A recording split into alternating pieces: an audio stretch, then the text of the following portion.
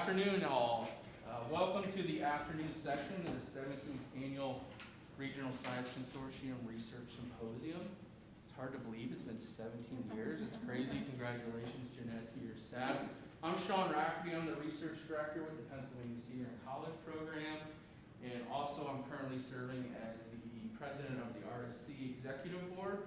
So again, welcome. I'm glad to see we're back in person again. It's been a while, 2 years, but it's nice to see things start normalizing a little more. So we have a number of speakers this afternoon, all from Mercyhurst University. And this looks like the Halloween session, talking about forensics and decaying remains. So not my area of expertise, but I'm excited to hear a lot of these talks. So our first speaker will be Christine. The floor is yours. Thank you. So I'm Christine. I'm currently faculty at Mercyhurst University. I'm a very quiet person. If you can't hear me, please let me know. Dr. Dirkmatt reminds me of that all the time. So I'll do my best to project, but I am very quiet. So I just graduated from the Master's in Forensic Anthropology program last year at Mercyhurst. And part of that requirement for that degree is doing a master's thesis. So I'm just going to do a very brief overview of my master's thesis today. This is only a 10-minute talk, so I'm just going to kind of touch on the highlights and the most exciting parts, at least exciting for me. All right. So Dr. Dirkmatt talked about forensic taphonomy a little bit in his talk before the break, but I'm just going to give you a little bit of background information again, just in case you don't know what taphonomy means. So essentially, forensic taphonomy is the study of the processes that are affecting the body after death. So it includes a lot of different factors, and we just call those factors taphonomic factors. So this includes things like scavengers, temperature, humidity, the topography of the scene that the remains are in, the vegetation, etc. Pretty much any environmental factor that affects the human remains. So one of our main jobs as forensic anthropologists is to reconstruct the death event. So one of the ways that we do that is we look at the dispersal pattern of human remains. So one of the most common case types that we get, especially at Mercyhurst University, are of surface scattered human remains, so just remains that are on the surface, typically outside. And when remains are on the surface, they get scattered pretty commonly. Sometimes they're extremely scattered, sometimes they're not really scattered at all. It just depends. And one of the things we do to reconstruct what happened to that set of remains in that individual is we'll look at the dispersal patterns of those remains.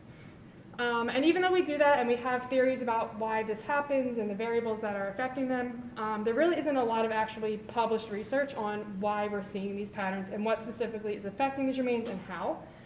So for my thesis, I wanted to use some of the cases that we've done at Mercyhurst over the many years that Dr. Dirkmatt has been doing forensic anthropology to try to see if we can pinpoint what's actually going on and why we're seeing some of these patterns.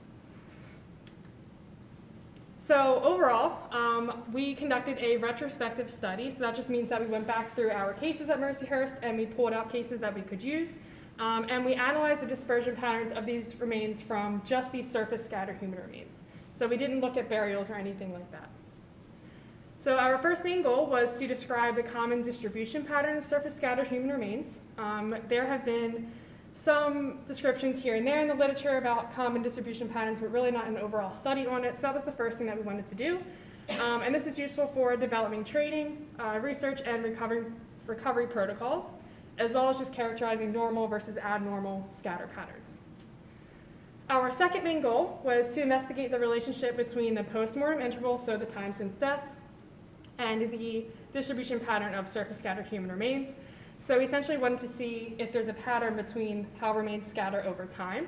And our main thought was that the longer remains are out there, the more dispersed they're going to get, because the longer they're exposed to the elements, logically it seems like they're just going to get more and more disturbed. So that was our hypothesis.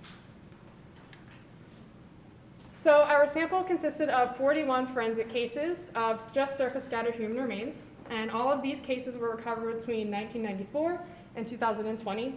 So it's a pretty broad time interval there. 38 of these cases were from Mercyhurst cases, and 3 were from an external agency. Each one of these cases had forensic archaeological and anthropological data for them. So all that means is pretty much that we had scene maps, so we knew the spatial distribution of all of the remains at the scene.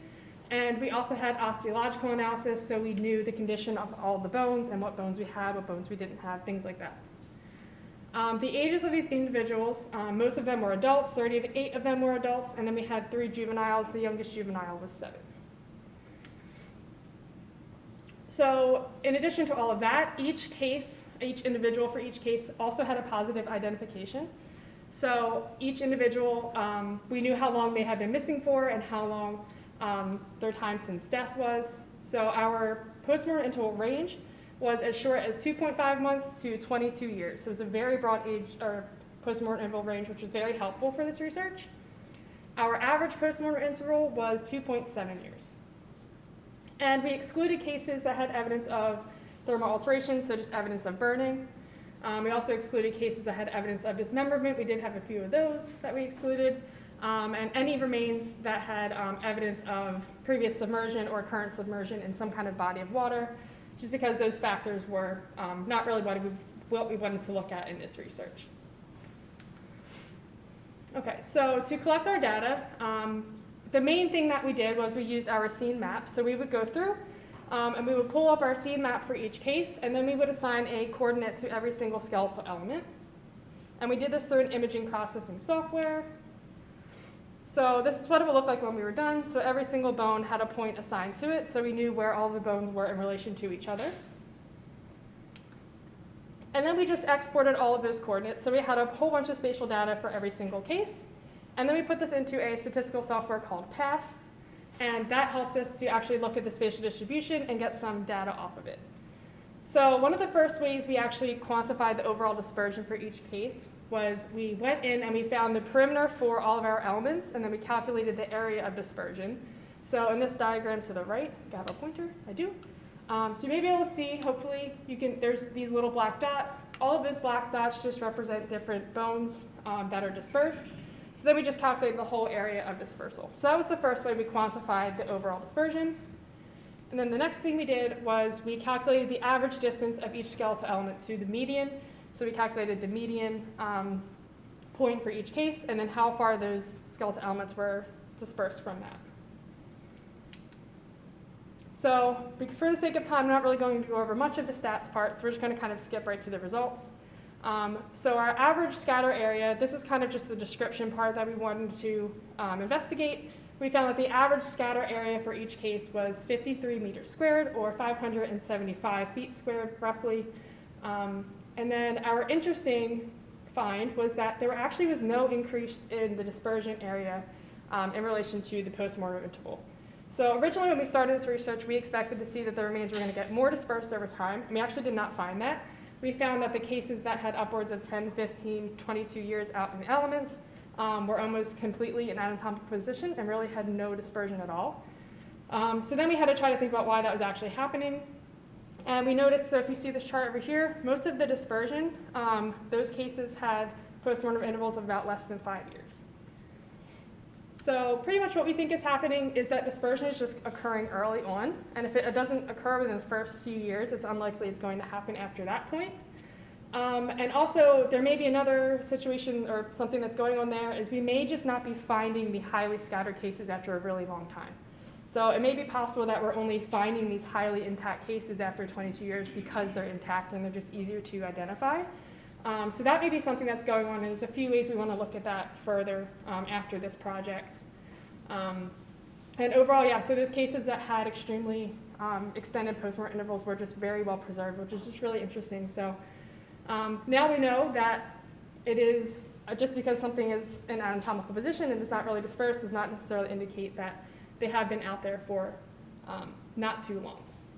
So some other things to look at are just investigating different taxonomic factors and how they affect this dispersion pattern.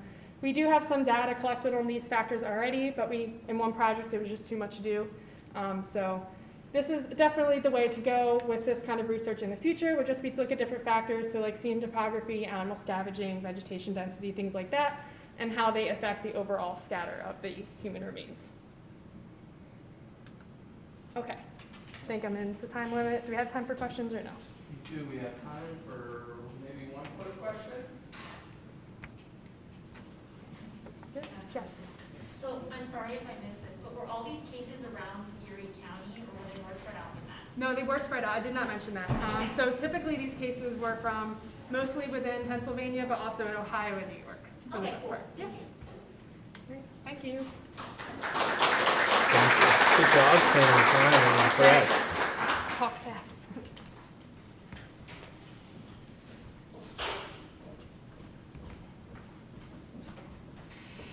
Is this the right one? Yeah.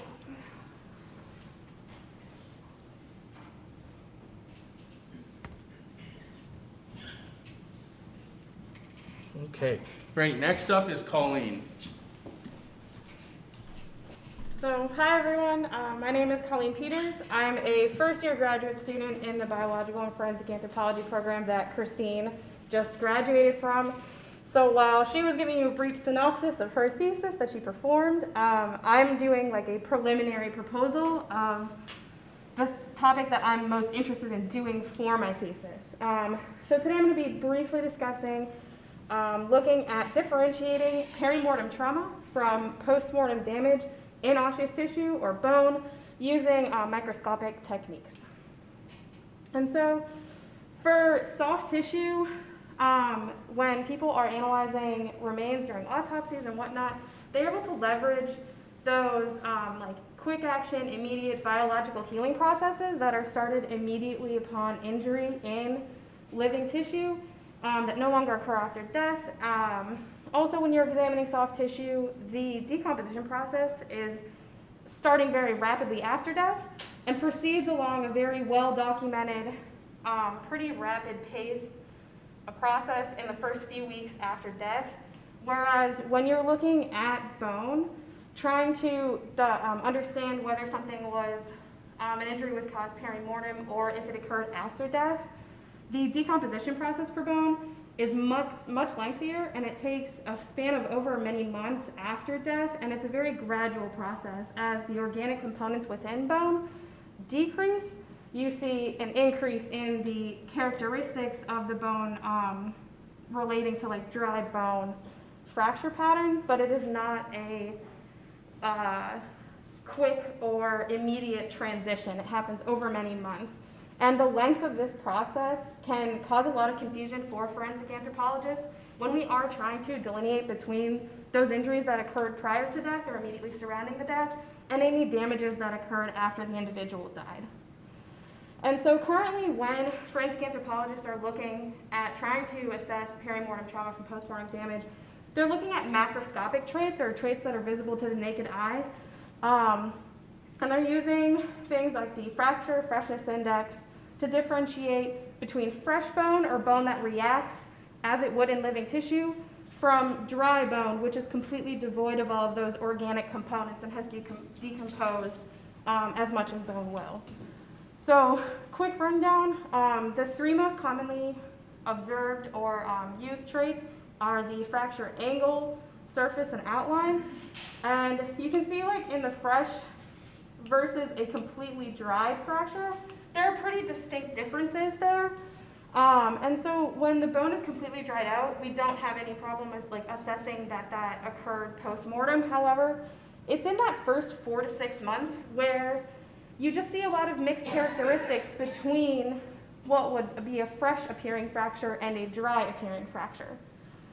And so you also have coming in as like a giant compounding variable that fracture patterns in bone are not only affected by the freshness or elasticity of that bone, but they're also heavily impacted by the type of trauma. So the velocity of the trauma, the angle of the trauma, if there's multiple impacts or injuries occurring in a compact location. So you have all these different variables that can affect this pattern. You also have the fact that freshness does not immediately cease at the time of death. And so there's emerging research to suggest that like maybe we need to reframe the conversation from trying to differentiate between fresh bone and dry bone to trying to identify a characteristic of bone that is unique to living tissue and that no longer continues to persist into that post-mortem interval. And so obviously macroscopic traits have not really led to clear and conclusive evidence, and so there is research happening in trauma analysis that indicates that there may be like microscopic indicators that we could use.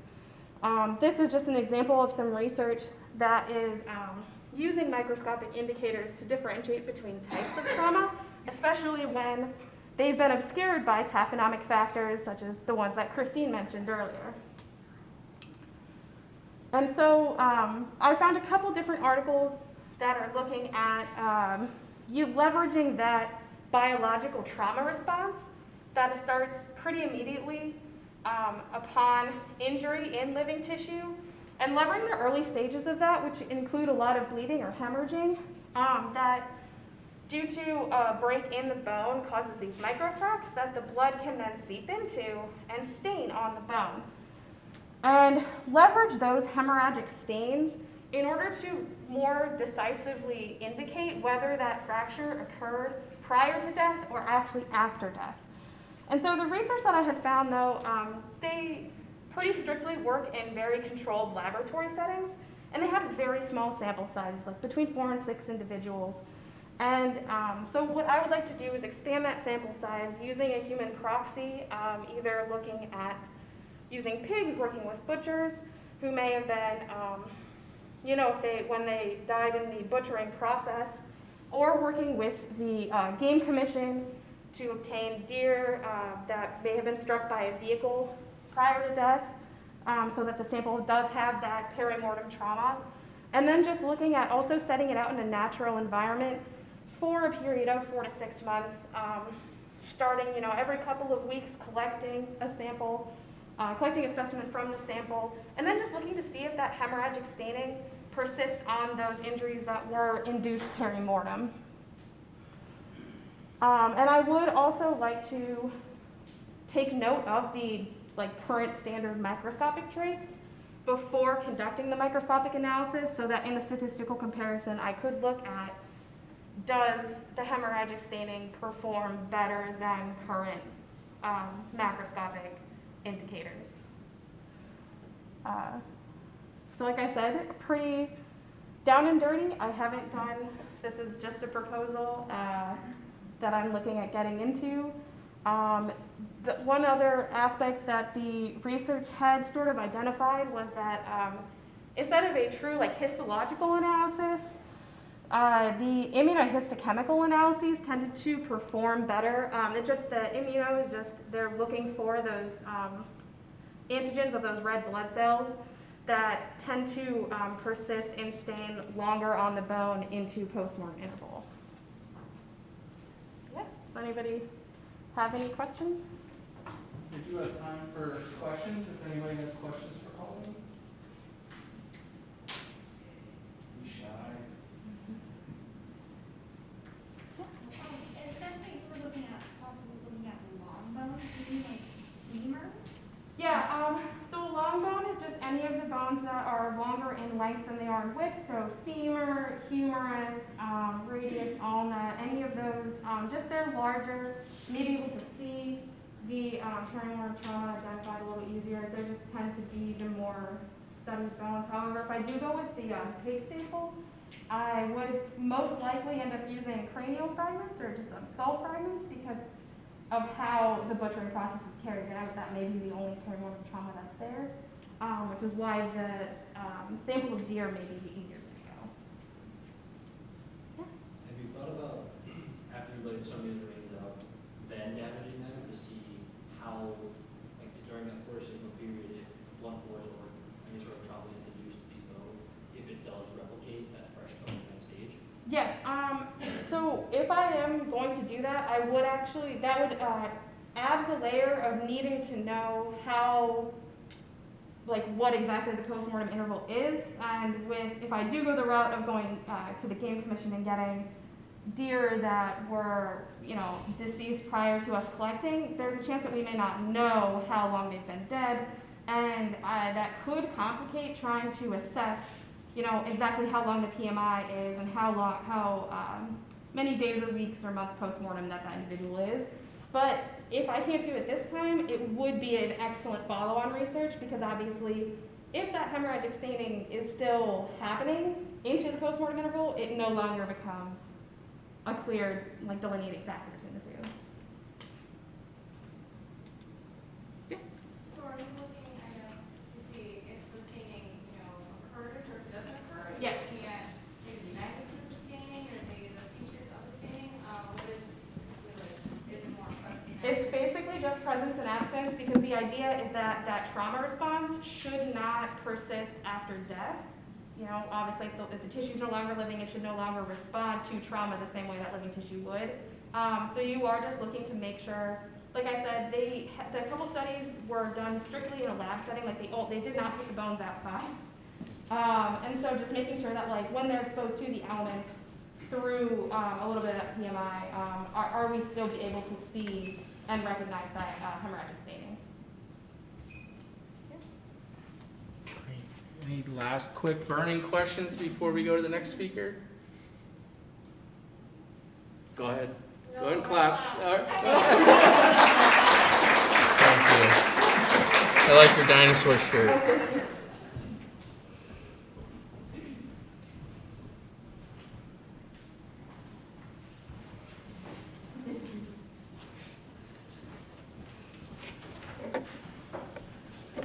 Our next Mercyhurst presenter is Anthony. Thank you so much. Oh, wait, my timer. Alrighty. So, my name is Anthony. I am an instructor at Mercyhurst, like Christine, Dr. Dirkmatt, and Dr. Itsias will be speaking next. First off, I wanted to congratulate my colleagues before me presenting. You guys did a phenomenal job.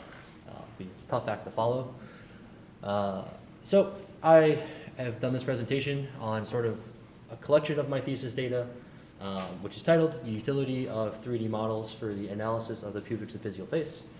I looked at aging the symphysial face using some of these 3D scans, as well as the other utility of these 3D scans in forensic anthropology. So, to start, I know Dr. Dirkmatt gave a background of this, but we, as forensic anthropologists, a big role that we have is estimating the biological profile. So that is to analyze these remains and determine the biological sex, age, ancestry, stature, and even some individualizing characteristics of these skeletons. So that will aid to the victim's ID. All right. So what are some of the age estimation methods in forensic anthropology currently?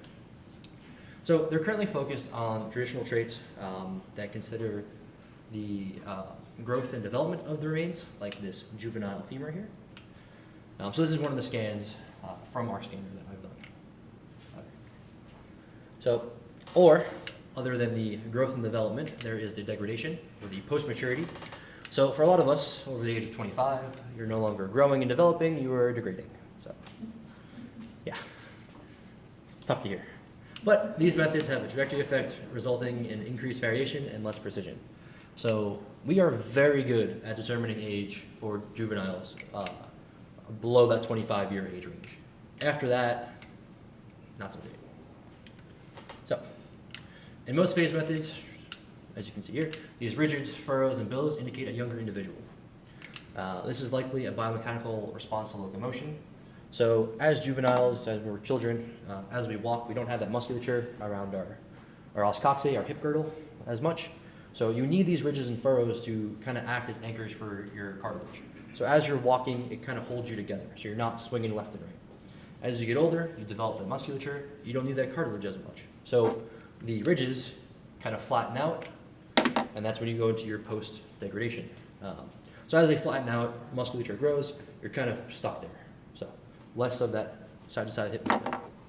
So like I stated, the cartilage prevents that unwanted movement in the joints. So as you get older, you start to flatten out and then degrade. So the musculature develops, and as you get older, you expect the reduction of the surface area to this visual face. So my whole theory on all of this was, let me do it fast. Sorry. So certain traits can be difficult to identify, thus making the scoring difficult. A big issue in the field is subjectivity. As you can see, going back, so we score these based off a series of phases that kind of carries on from the ridges, the flattening out, to the degradation. So the in-between phases, let's say this is a phase 1, the in-between phases of a 2 or a 3. What I see as a 1, might someone see as a 2, might someone see as a 3, thus producing age ranges that are all over the place. And if you're using just one method, could change your biological profile estimation. So certain traits can be difficult to identify. Popular methods typically do not age older individuals well. So they have age ranges like 29 to 88, which is a method known as Osborne. It's not a very good one. It's one of Dr. Dirkmatt's favorites. With some intervals that are just open-ended. So a really good bone to use for individuals under 25 is the medial clavicle. It's one of the last things to fuse in your body. But after the age of 24, if it's fused, it just says that you're older than 24. Doesn't help much. So, with sex estimation, similar to age estimation, that it's biological sex can play a crucial role in the reconstruction of the biological profile. However, unlike age estimation, there are metric estimation methods, so we can be very accurate on sex. Still, there is some subjectivity that is there. So where does that bring us? So, due to the lack of metric measurements and objective methods, there is that subjectivity. There is these large age ranges. There is a lot of misclassification of these certain traits. Now, because a lot of these traits are developed in the early 90s, we have a lot more technology that kind of moves our field forward. So that's one of the things that we're all looking to do, is push our field, and the use of 3D scans seems to be a really good alternative to some of the standard things we've done. There was a project done last year that was presented here at Tom Ridge that looked at radiographs, photographs, and 3D scanning as an alternative method to score these traits, and 3D scanning proved to be the most accurate out of the three. So, my research aims were to reduce the subjectivity and reduce those large those large age ranges. The first time I learned this stuff, and I was told that an age range was 36 to 86, I just couldn't take it. I thought we could do better as a field. Watching shows like Bones, where they say within 3 years of what this person's age was, it's not true. So, sorry to ruin that for you guys as well. Bones is all a lie. So my hypothesis was, due to the biomechanical structure and morphology of this physical face, there would be a correlation between the surface area and age. So what I was looking for was going back to that first picture of this visual face with all the ridges and furrows on it, right? It is biomechanically in place to kind of give room for cartilage to sit there and lock you in place. As you get older and you flatten out, you're reducing your surface area. As you get older again, you start to break down, you become very porous, which would increase surface area again. So I was hoping to see a graph kind of like this. We'll see, that's not what I get. But going into my materials, I created 7-3 models of the symphysial face, composed of 40 individuals from the Ted A. Rathbun Osteology collection housed at Mercyhurst, as well as some elements from our forensic casework. I used the Arctic Space Spider 3D scanner, as well as Arctic Studio 15 Professional, and our forensic Lazy Susan. So, the Arctic Space Spider is a phenomenal device. I can't thank Dr. Dirkmatt enough for his contribution and his donation of this scanner to our program.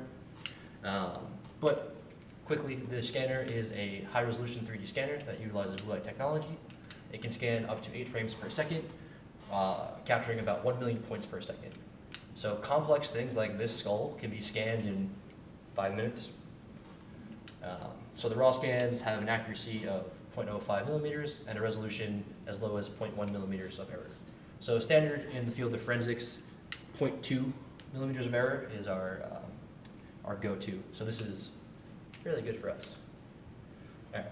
And then my methods, each Coxa was checked to ensure that the quality of the face fit the criteria of the study.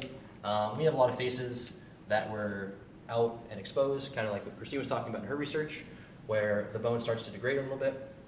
That is not due to the maturation process, just outdoor erosion, as well as ones that were inflicted with trauma or damaged or pathologies. So those were ruled out.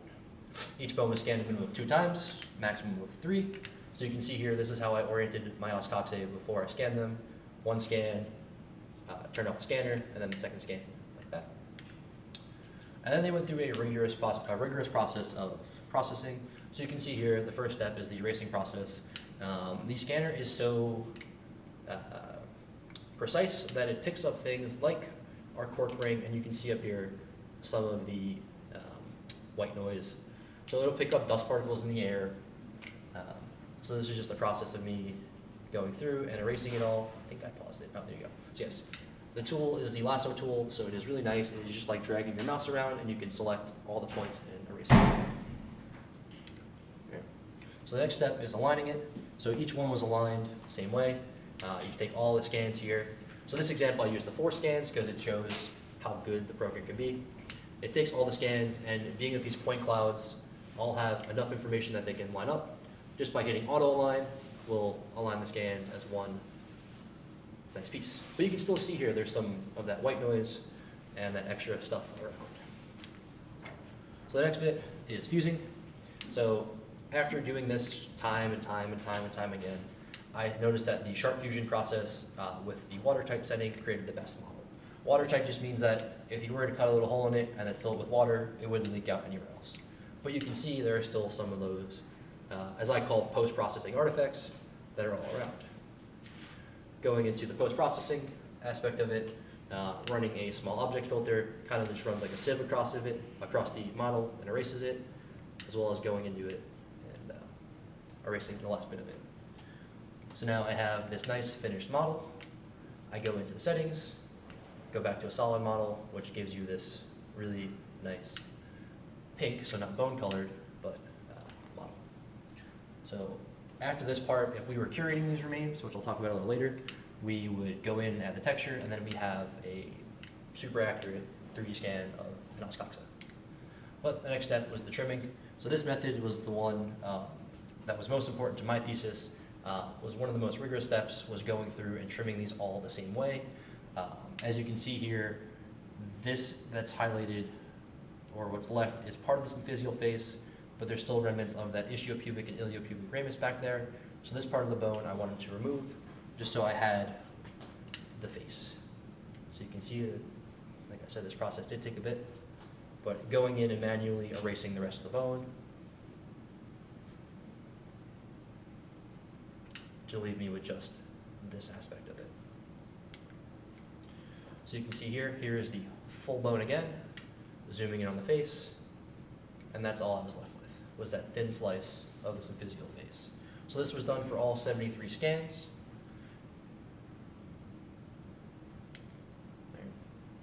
And then the last aspect of it, the measurement tool of RTEC. So RTEC has this great feature where you can measure the whole scan. So I used my face. I went in and did measure, and it gave me the surface area of the entire face. So it says holes detected, and what that is just indicating is that behind, as you guys saw, it was open-ended. There was nothing behind it. I didn't want to fill the scan, so I didn't want to add extra surface area or extra data. So this is just the surface area of that scan. Okay. So after running all the surface area, I went into Prism and ran some basic stats. So with a simple R-squared value, which just shows correlation, when compared to age, surface area had an insignificant correlation. So my surface area on the left side had an R-squared value of 0.161, not significant at all, and then the right was even less significant. So you can see, okay, I got mixed up, sorry. So you can see on this graph here, looking at the left side, it's just kind of scattered around.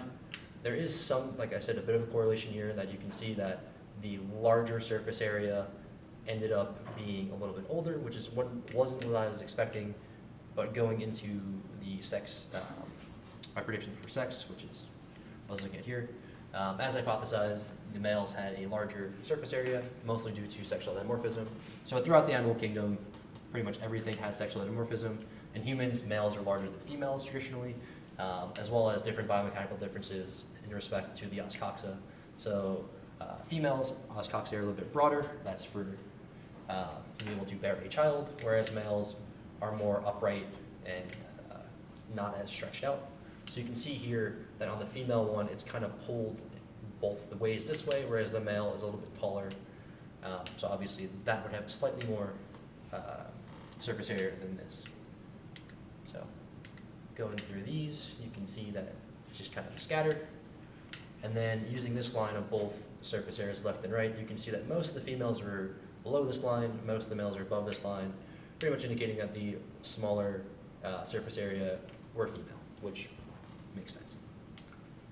All right, so a couple complications I had in my sample They're mostly from a extremely similar demographic, middle to late age, white ancestry, predominantly male. If you can go back here, there is only a handful of females. I think I had 22 scans out of my 73 were female. And the few outliers of the sample showed no significant results. One that I had high hope for was this one up here. So this individual was an 18-year-old male. I really thought that I would get a lot out of this. Sadly, no.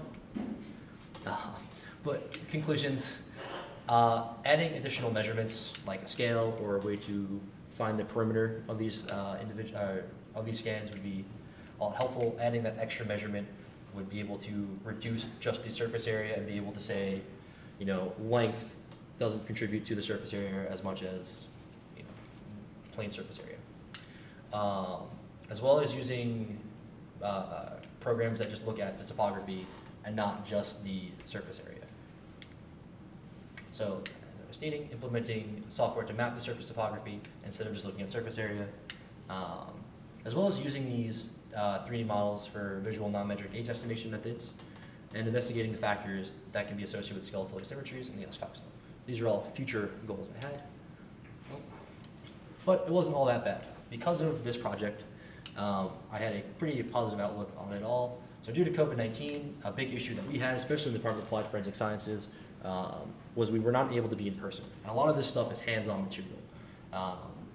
For Christine and myself, when we were first-year students, we had to learn a lot of this via Zoom and via photographs. It's not very easy to score a lot of these things in photographs. So because of this, and creating this repository of 3D scans, we're able to now create virtual laboratories and virtual short courses that we can give out to people, virtual lectures for the undergraduate students. So you can see here, this is one of the skulls that we have 3D scanned. If you hold it up right next to the skull that we have in our lab, it's the same thing. It looks identical. So after scanning all of these models were easily shared via Dropbox, different clouds, even placed in a PowerPoint. So that femur that you guys saw in the beginning rotating up here was one that was easily placed in a PowerPoint. And it easily is rotated for it to be analyzed. And then with our 3D scan repository, we currently have over 1,000 scans of human remains, archaeological remains, and paleontological casts. And from these scans, like I said, we've made virtual short courses, virtual osteology class and lab. So this is the HD Forensics virtual osteology course. It replicates a full 16-week osteology course. So for those that want to take an osteology course, but either don't have that offered at their university or issues with handling human remains, this course is a good second option, as well as virtual lectures for students. So not only aids our academic settings, but our forensic casework. A big issue that we have is we have these remains and we hold on to them for a long time and families request them back. So with this, we can preserve our evidence long-term, as well as curate some of the trauma that we have on some of these remains without damaging the remains. Traditionally, it was done using casting, which sometimes either caused trauma to the bone or kind of altered the bone a bit. So the ability to do all this is definitely helpful, as well as reach out and share skeletal material without having to send it off the remains. So now we can reach out to other forensic anthropologists and say, hey, we have this case. What do you guys get out of this versus what we got out of this? So real quick, I'd like to acknowledge Luis Cabo for helping with my stats, Christine, Tori, and Caitlin for helping me process my scans, as well as the rest of the Department of Applied Forensic Sciences. I already gave my acknowledgement to Dennis. So my references, any questions? Sorry that was long. We do have time for a couple questions.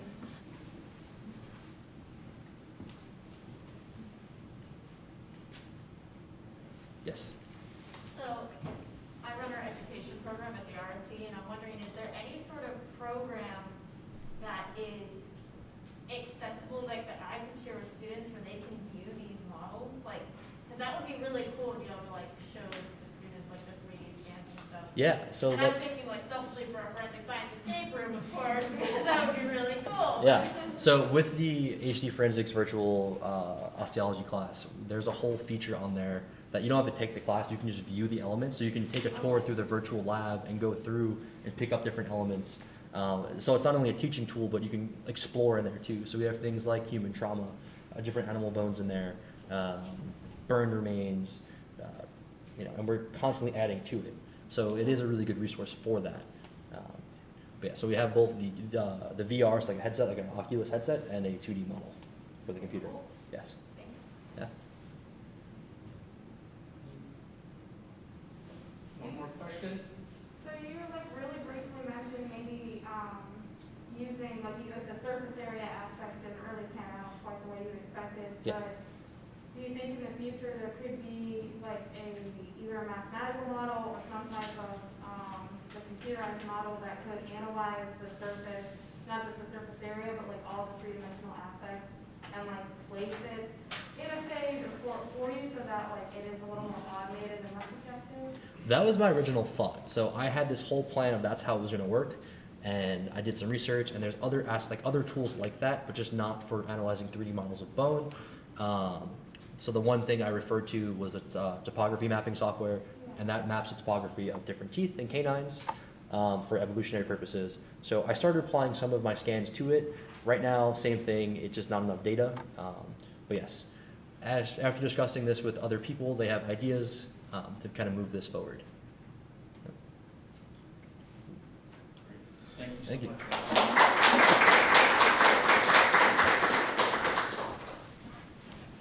I thought aging fish was hard. We're way better at aging fish than humans.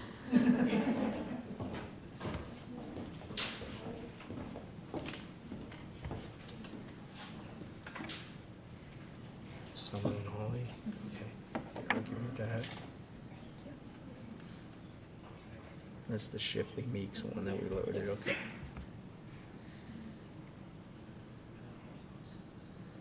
Does that look right? All right. You don't want to present somebody else's stuff, right? All right. Next up, we have Holly and Summer. My name is Summer, I'm Holly. and right now we are taking Forensic Odontology with Dr. Joe at Sirius Garriga. So we wanted to do a brief kind of synopsis of kind of what we're learning in class and presenting it to everybody. So forensic odontology is basically the scientific application of dental knowledge, including the treatment and the methods to criminal and civil law. So we do a lot with age, identification. So that is the brief overview of that. First, to become a forensic odontologist, it isn't just a certification process. You do have to go to school to be a dentist first. So it is a slightly long process. So you need to earn the doctorate in dental science or in dental medicine. Then you go through more training. You go through field and clinical settings just like you would for dentistry. But you do it with more of a forensic application. You can do both clinical and forensics. And then in the United States, we have the American Board of Forensic Odontology, which you can get certified. It's a yearly exam, I believe that you get it every year, and you get recertified, and you just prove that you're keeping up with methods and that you are doing casework appropriately, and it's just a way to check that it's being practiced the correct way. And there are currently 177 diplomates on the American board. So forensic odontologists do quite a bit. They do dental identification, which forensic anthropologists can assist with, but they are not the ones who make that identification themselves. They also do disaster victim identification. Two big goals with mass disasters is the victim recovery and the victim identification. It wants to be a quick and efficient process. We also do dental age estimation, which relies on growth and development of the dentition and eruption, how that goes, and then also the post-formation changes. And forensic anthropologists can actually conduct this themselves. So we do a lot of age methods. We have Al-Qahtani for younger individuals, and then we have Lamandine, Prince and Ubalacher, and all sorts of different methods for older individuals. They also assist in human abuse cases, bite mark analysis, and civil litigation.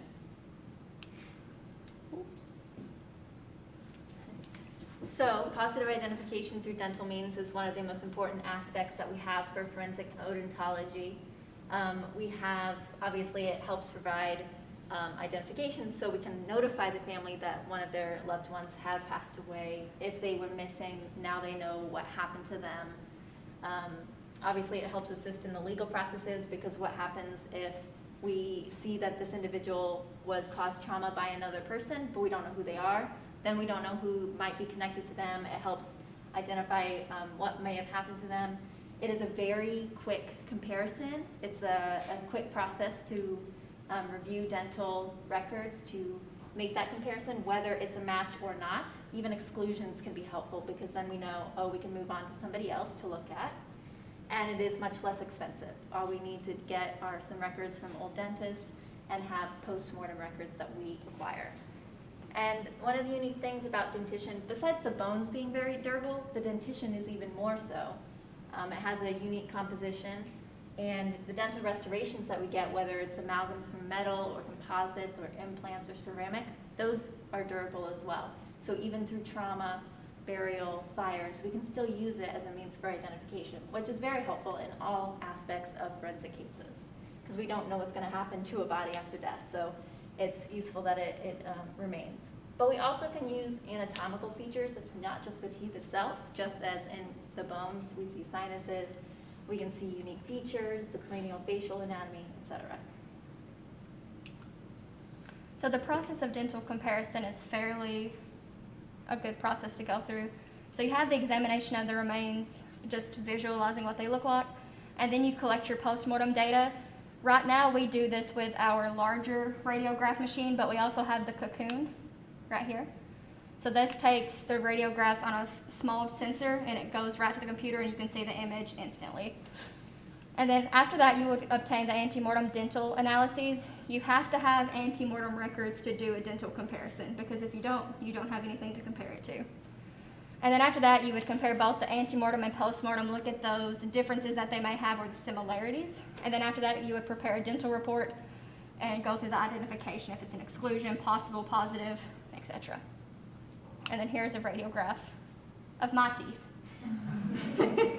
So that would be an antemortem radiograph that we would look at. So there are 4 different outcomes when we're comparing antemortem to postmortem records. The first, or well, one of the first, the one that we want is the positive identification, because then we know we're done searching, we know it's them. Now we can move on to other aspects of the case. We also can get a possible identification, which means that it looks like it matches up pretty well, but there are some things where it's just not enough information or something seems slightly off, but we're fairly certain, but we can't call it a positive. So we just want to do an additional analysis, maybe add DNA, so we can get that positive ID. If there's insufficient dental evidence, it means we just don't have enough information. We can't say yes, we can't say no. So we would have to move on with something else, or if we can gather more information, we'll try and do that as well. And then an exclusion means that the antemortem and the postmortem just don't match. There's a tooth that shouldn't be there, there's a tooth that is there, like different treatments that just don't look quite right. So we wanted to do a quick retrospective study of the cases from DAFS. So we looked at all of our cases from 2015 up until October of 2021. And most of the identifications were through dental, fingerprints, DNA, and there were some miscellaneous. So, and some of these positive IDs were obtained outside of DAFS, so from law enforcement, coroner, medical examiners. And then so far in 2021, all of our cases have been through dental means positive ID. We're still waiting on a few to come back. But 9 of those have been identified by Dr. Joe Atsirius, and then the other one was from an external, which was confirmed by Dr. Atsirius as well. And this just shows a chart of how many cases we had per year, and then how many cases we had that were identified through the dental means. So right here it was about 29%, and then we moved to 50% those years by dental. Then it dropped a little bit, went back up, dropped.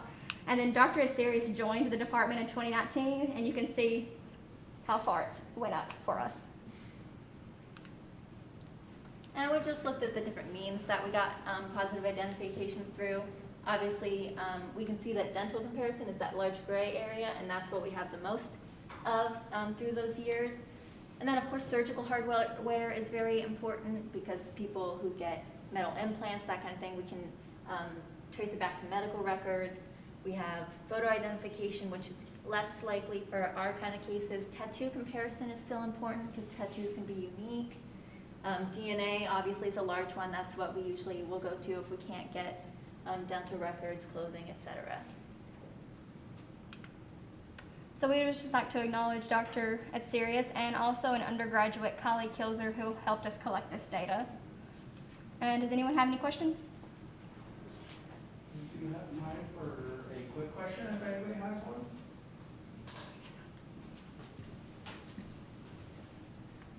Questions? So, is there any variation on the age of the individual? I know, like, very young, you might not see them Yeah. through, but they might be up, or they don't have dental records, or, you know, things Yeah, like that. so sometimes we can't do dental comparisons if we have no records, so we have to move on to other means. Most of the cases that we have had have been adults, so we do it based on treatment, but we could do it based on anatomical morphology if there's some teeth that are going in. If we have an earlier antemortem record from a younger individual and we have a postmortem record of them older, that's going to be very difficult to match because the growth has occurred in between. So that can cause some issues when we're trying to do identifications, and in that case we would try and use maybe anatomy that we can see in the maxilla, or try and do DNA, something else that might work. Did that answer your question? Yeah, and we can also narrow down their list too with the dental age estimation. Because in juveniles, the age methods are much more reliable than when you get to the post-formation changes. So that would help narrow that down as well. And Dr. Sirius Garriga will probably have more information because she's the expert. Thank you so Yeah, much. Thank you. Thank you.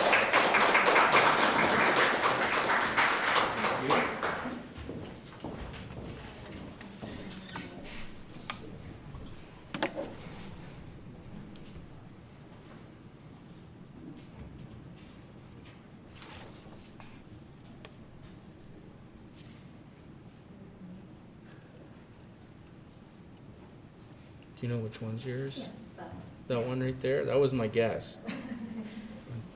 Doing a good job today, guess.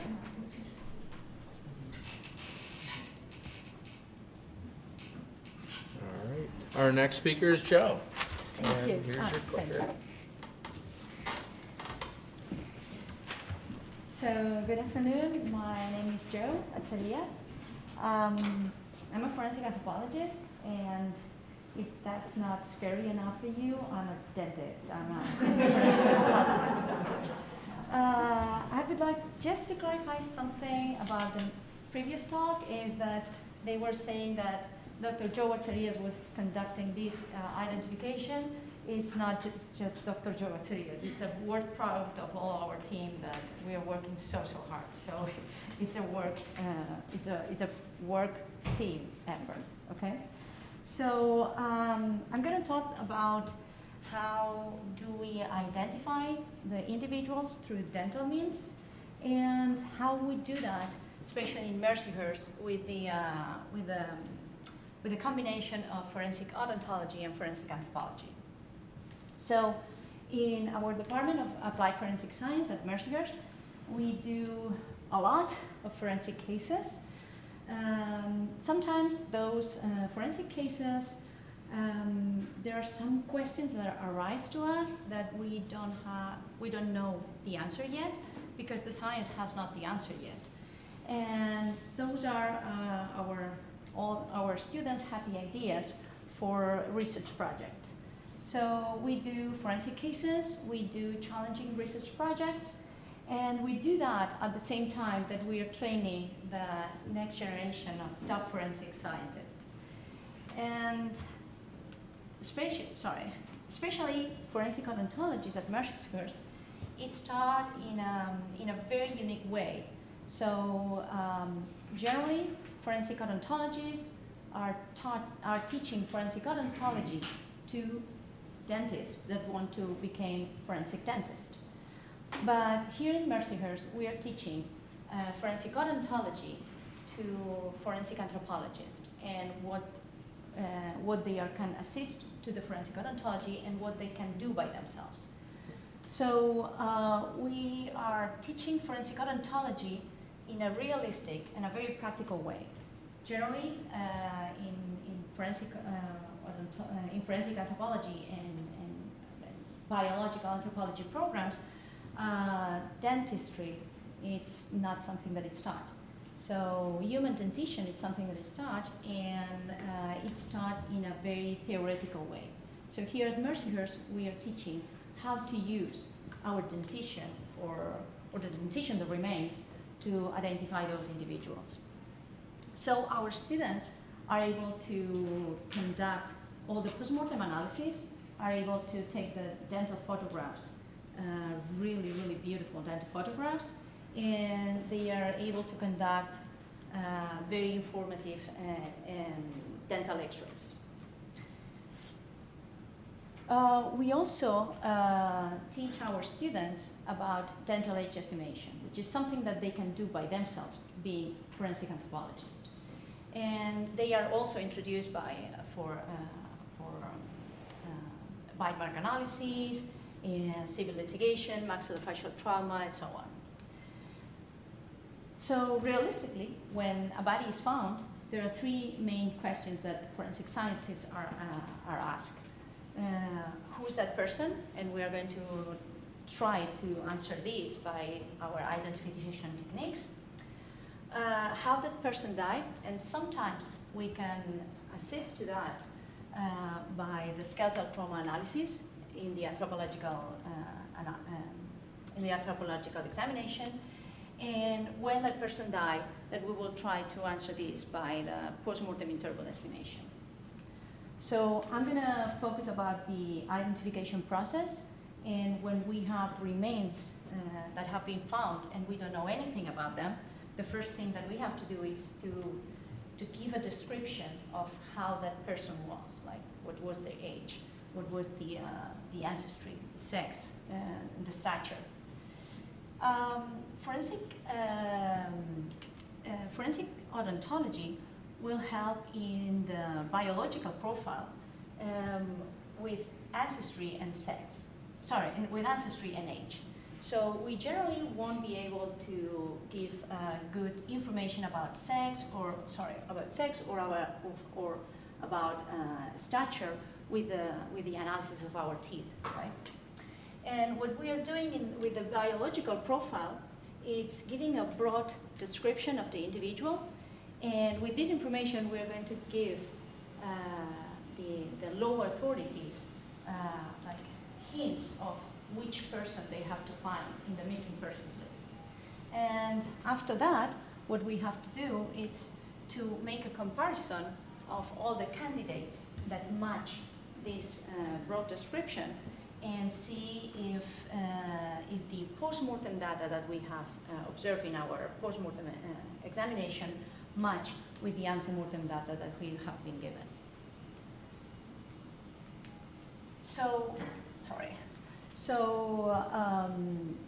in the process of dental identification, we begin with collecting all our postmortem data, that it's like what we see in the remains.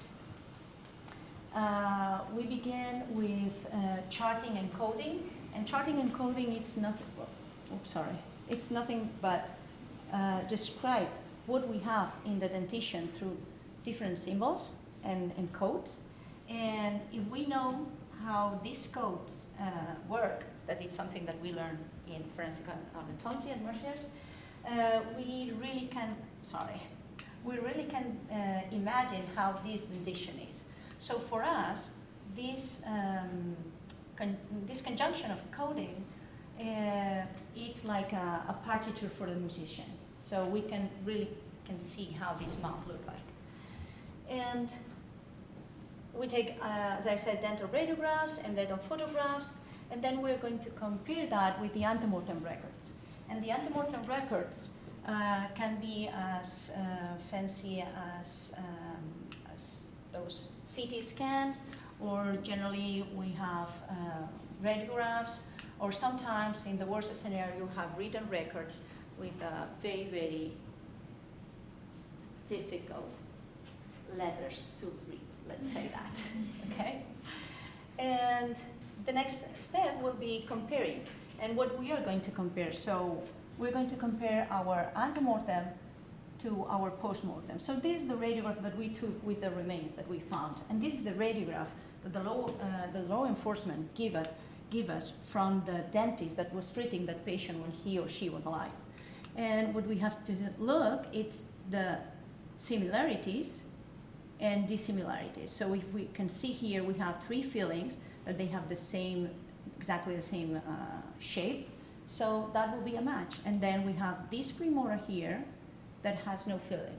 So clearly this is a match, and that will be, that antemortem record will belong to the same person of this postmortem record. We also can have something like this, where we have everything that matches, but something is off, because we have one filling here that we don't have it here. But this radiograph was taken maybe some years ago. I never had the case where I had the radiograph the same day that the person died. But we had one case some months ago that had, the radiograph had 2 weeks. So that was really good. But we never can ensure that we have like the radiograph like last month. So think about how was the last time that you take a radiograph in the dentist, right? So everything that can be, anything that can be explained by like, okay, since that X-ray was taken, that individual went to maybe another dentist and did that filling. So this is explainable. This is something that can happen. And that's what we call, unexplainable discrepancy. But also we can have this, that will be an unexplainable discrepancy, because unfortunately we cannot have some teeth that have been with fillings and go back with absolutely no fillings and very healthy. We wish, right? So the combination of all discrepancies that are explainable, and matches and unexplainable, we do issue our identification. So here I want to show you a case where we had this mandible, and here we had this maxilla, and here we had this complete denture. So first of all, we want to make sure that this denture belongs to that individual, because it's something that you can take off and you can put it on. So it's always that you have to be sure that it belongs to that individual. And then this is the antemortem that we got. And what we have to do is just see if the postmortem and the antemortem features, dental features matches. And we are going to see how the different dental treatments can be observed in the postmortem and in the antemortem. So in this case, we had a total of over 18 match. We had 2 explainable discrepancies and no unexplainable discrepancy. So it's a clear positive identification. Just one unexplainable discrepancy will lead us to an exclusion. And here, this is an interesting case that we had some months ago that was last course in Mercyhurst. And the first thing that we see here is that we have no fillings at all. We have no dental work done. So that's the first thing that you see, and you're like, oh, maybe I won't be able to identify this individual.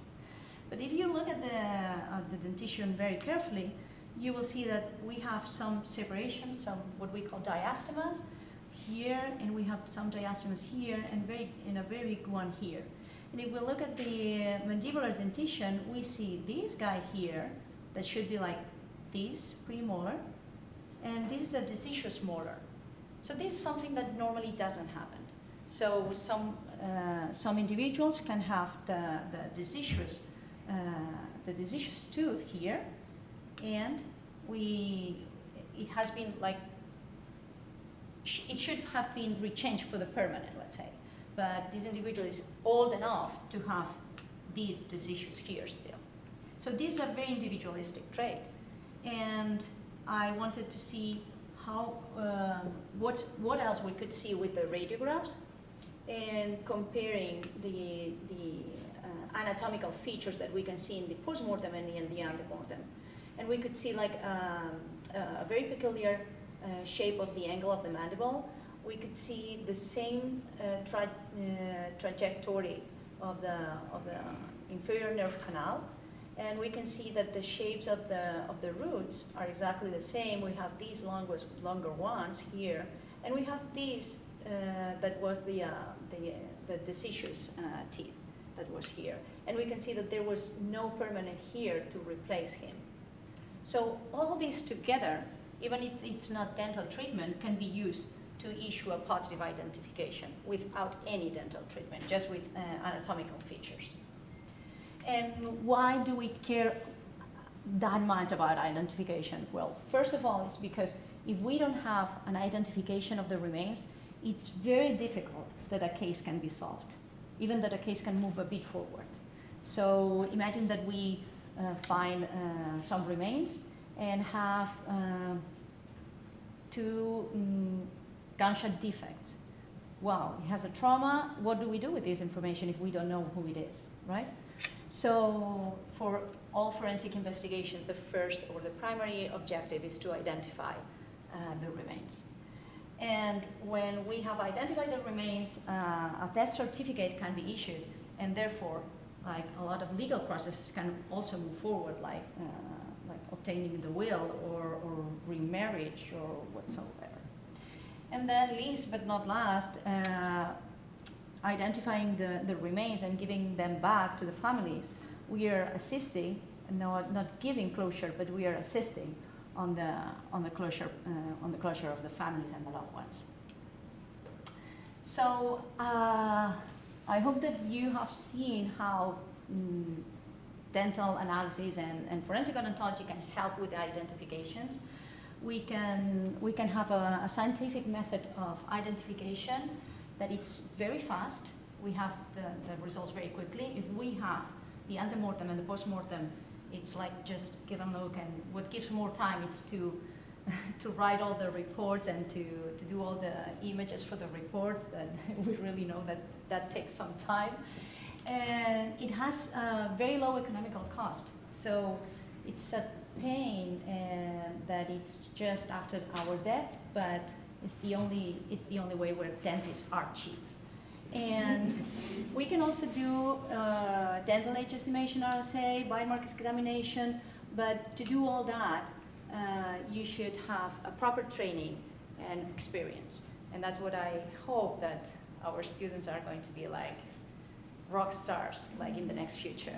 Thank you very much for your attention. If you have any questions, just feel free to email me. I don't think we have time for questions. We do. You're right on the 15 minutes. Yeah, you're a pro. And I'm Spanish. Yes, please. Is one possible explanation for having fillings in the anti-narrowing or postmortem, is it possible the perpetrator removed the victim's fillings? Well, right. So you can remove the fillings. That's a lot of work, and a lot of skills. So if someone removed the fillings, I would look for a dentist as a suspect. But maybe, I don't know, maybe someone that can do jewelry can do that as well. I don't know. So you can do that, but you could still see the edges of the missing parts that have been treated, that have been worked with the filings. So you could see that there was a filling there. But look for the dentist. Any other questions? All right. Well, thank you so much.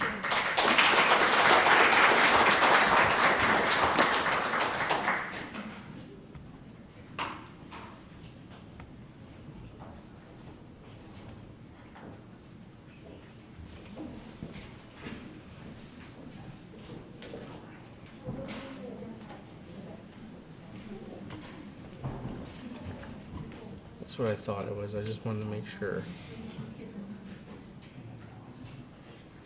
So is it Caitlin or Kat? Or It's Kate? legally Caitlin. Caitlin. I prefer Kat. Kat, okay. Let's not close it.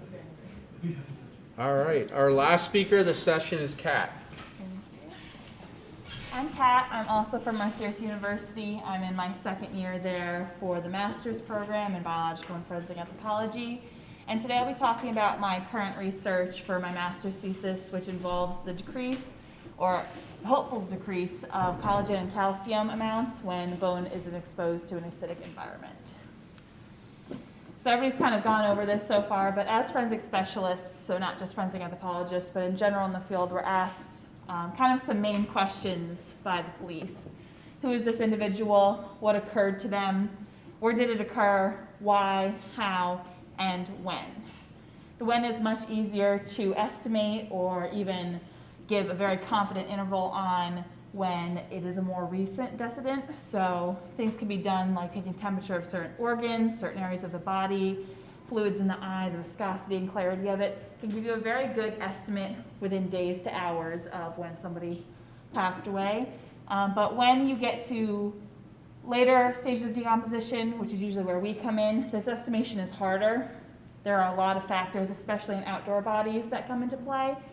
And over the years, a lot of people have tried to look into this. Body farms have been created, but it is really hard to recreate.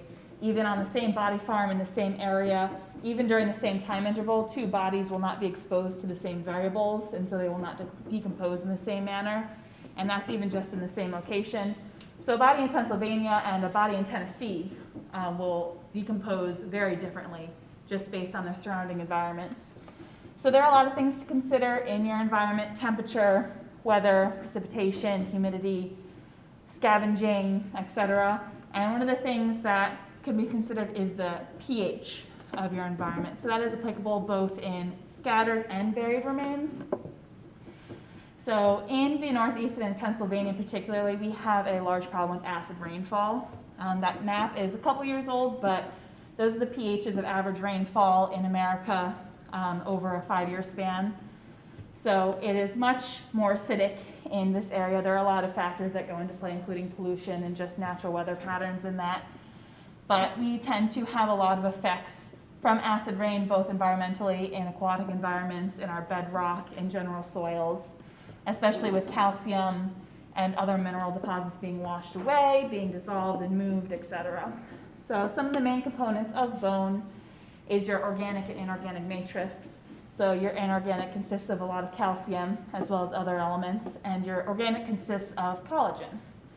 Both of those are highly susceptible to an acidic environment. So collagen is a protein. Proteins degrade in an acidic environment. You can think of how people cook shrimp with lemon juice. Basically all that's happening there is they're degrading harmful proteins, breaking down the mechanical structures of those proteins and cooking the shrimp. And calcium is stripped in acidic environments in many different situations, including bedrock, marble statues, etc.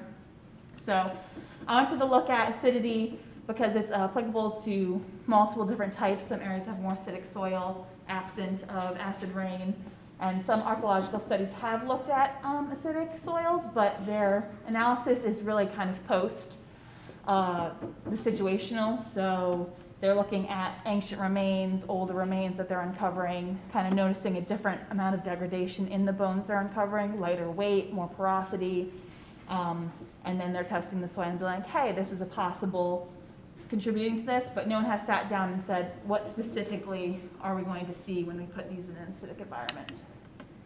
So for the analysis, I took femurs from 3 individuals in our donated collection prior to the maceration and processing of the individuals. So their femurs were resected and then cut with a bandsaw. The 3 individuals were all middle-aged. There was 2 females and 1 male individual. Some had health problems, but none that were specifically connected to the bone tissue. So they were then cut into 2-inch sections, and those 2-inch sections were then cut in half. One of those sections will be left as a control for an initial estimate for analysis, and nothing will be done to it. It'll be left to sit in the same environment as the test sections for about 30 days. Those test sections are going to go, or they have already gone into an aqueous environment with different pHs. So the pHs were used, so those are an example of the cross sections there. So the solutions, the aqueous solutions, were created using an acetate buffer. So sodium acetate and glacial acetic acid were calculated out to get the desired pH. Buffers were used so that any changes with calcium or other components of the bone that might change that pH due to using ions, etc., will be avoided because it has the buffering capacity to do so. So the sections of the bones that will be exposed to the acid were put into these little baby food containers here. They're used food containers because they're airtight. That helps counter out any air and oxygen that may have gotten in, and that will also change your acidity over time, so we want to remove that as a factor. Each acidity, so they ranged from 2 to 6 and 0.5 intervals. There's a 2, 2.5, 3, so on and so forth, and a control of deionized water. They're 3 per pH, and so there's 1 from each individual. So I wanted to make sure that we weren't just looking at individuals spread out through the pHs. So you want to look at someone in each of the pHs so that you're accounting for inter-individual error per that pH. So once they have sat in their environments for 30 days, they will be removed. At that same time, the non-tested segments of bone will also go through analysis, so that we wanted to look at specifically acidity, not time. If we had tested them as they were cut, we could not have controlled for losing collagen just over time, being outside of the body, not maintaining biological functions. So first, a thin section will be taken of the bone using a thin section saw, and it will be dyed using a collagen inorganic complex red-green ratio dye. It will then be have pictures taken of it under a microscope. Those little microscopic pictures will be run through a analysis using MATLAB, which has a written code for red-to-green ratio in images. So it'll tell me the ratio of inorganic to organic collagen within the bone. And for the calcium analysis, they'll be going through an atomic absorption spectrometer. So the bone will be cut up, run through an oven to ashing temperature, so that's like 500 degrees for a couple hours. Mortared down, it'll go through a digestion process in nitric acid. So basically we're cooking out everything besides for the inorganic that we're trying to measure. It'll then go through a machine that has a little flame on it. It excites all those ions and atoms in there, sends a laser through it, reads what's present using a calcium-specific lamp, and will tell me back exactly how much calcium. So using that, we'll compare the ones that sat in the acid to the ones that didn't, and I expect to see an overall decrease in calcium and collagen with a decreased pH. So the more acidic, the more change we'll see in the bone. We may also see a change in the deionized water sample just because of this, the general type of an aqueous environment. It tends to strip things being a liquid. So we'll look at that as well. I'll also be collecting liquid samples on top of the bone just in case there is a mistake in some of the analysis with the hard tissue. We can go back and look at the liquid to see what stripped is left over in the liquid. So if we can't read the bone, we can read the liquid via what has been shed off of that bone. That's pretty much it so far. Questions? We do have time for a couple questions for Kat.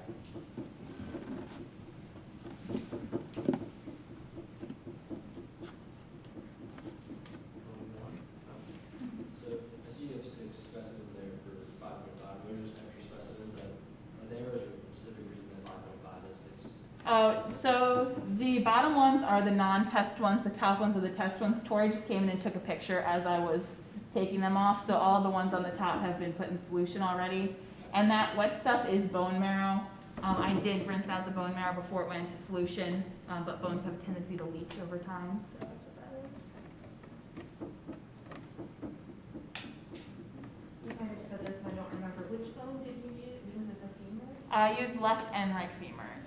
Okay, and you had 2 female and 1 male? Yes. So do you expect a difference between the sex or no? I don't expect one in loss.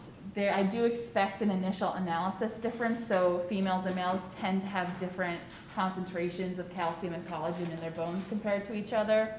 So the 2 females might start out with a different level, but in compared to what the acid and aqueous solution created, I don't expect a difference. There might be, we'll find out. One more question. I know you mentioned it,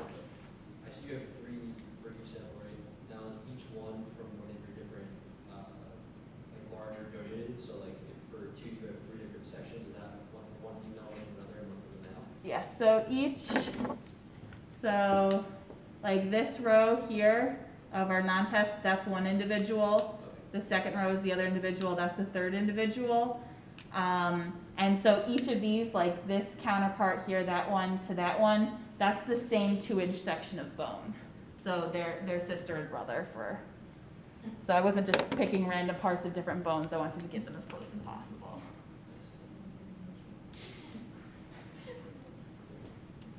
Well, thank you so much, Kat. Thank you to all our speakers this afternoon. I would encourage you, if you have the time, to visit the cafe. There are snacks and beverages there for a social break if you'd like to carry on the discussion. I think they need to turn this room over, so if we could move discussions to that area, it would be much appreciated. So thank you. Good job, Merciers.